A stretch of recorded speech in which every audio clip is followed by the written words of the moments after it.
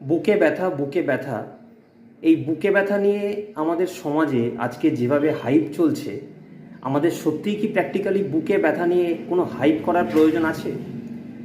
গত কয়েক বছর আগে কলকাতার একটা নামী বেসরকারি হাসপাতাল থেকে কলকাতা এবং তার পার্শ্ববর্তী বেশ কিছু জেলাগুলোতে রাস্তায় বড় বড় করে হোর্ডিং দিয়েছিল, আজ রাতে বুকে ব্যথা, 24x7 এমার্জেন্সি তাদের হাসপাতাল খোলা আছে। তাহলে রাতে বুকে ব্যথা হলেই হাসপাতালে ভর্তি হওয়ার জন্য একটা আবেদন জানাচ্ছে এক প্রকার। তো আমাদের কি সত্যি রাত্রিবেলায় বুকে ব্যথা হলেই কি কোনো এমার্জেন্সি কন্ডিশন তৈরি হয়?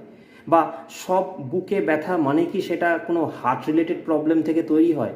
তাহলে আজকে আসুন এই বিষয়টা নিয়ে আজকে আলোকপাত করি।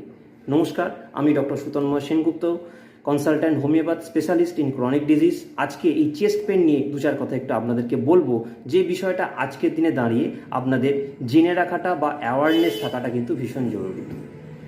বুকে ব্যথা তো অনেক কারণেই হতে পারে। গ্যাস অম্বল অ্যাসিডিটির জন্য বুকে ব্যথা হতে পারে।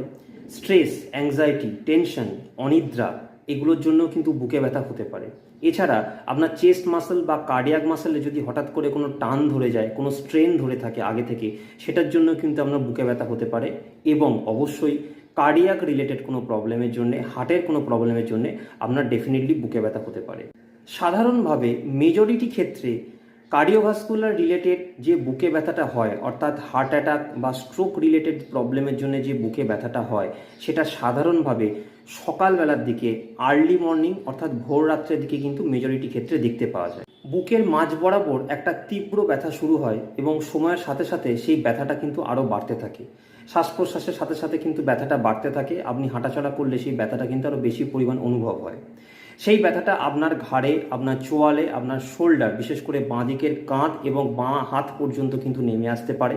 আপনি হঠাৎ করে একটা অ্যাংজাইটিতে ভুগতে পারেন। আপনার শরীরে বিভিন্ন জায়গাতে আপনার ঘাম দেখা দিতে পারে এবং সেই ঘামটা কিন্তু একটা ঠান্ডা ঘাম। আপনার গায়েতে হাত দিলে কিন্তু শরীরটা শীতল অনুভূতি হয়। আপনার হঠাৎ করে একটা ফ্যাটিক, একটা ক্লান্তিনেস, একটা অবসন্নতা ভাব লাগতে পারে। তার সাথে অ্যাসোসিয়েটলি আপনার গা বমি ভাব করতে পারে এবং আপনার কিন্তু বমি হতে পারে।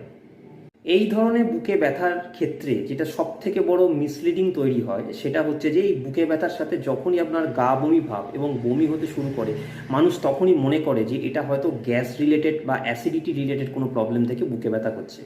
সেই রুগীকে মানুষ বাড়িতে রেখে দেয়। এমার্জেন্সি কন্ডিশন যে তার অ্যারাইজ করেছে এটা কিন্তু মানুষ বুঝতে পারে না। মানুষ তাদেরকে বিভিন্ন রকম অ্যান্টাসিড দেয়, সেই ব্যক্তিটা নানা রকম অ্যান্টাসিড খেয়ে সময়টা কিন্তু অতিবাহিত হয়ে যায়। এই ব্যক্তিকে সত্বর কোনো সামনাসামনি হাসপাতালে বা কাছাকাছির মধ্যে স্বাস্থ্যকেন্দ্রে বা হাসপাতালে এমার্জেন্সি ইউনিটে কিন্তু ভর্তি করতে হবে। আমার এই